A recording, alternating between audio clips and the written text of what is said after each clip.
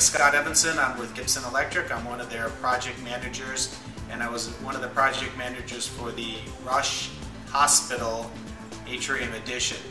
I found working with Post Clover not only the people that rep them here at NI Electrical, but their warehouse people, their office people, their trainers, their startup people. I found them all professional, very positive experience.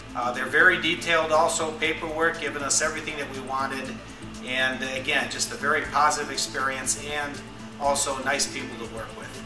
Other than that, just again, very positive.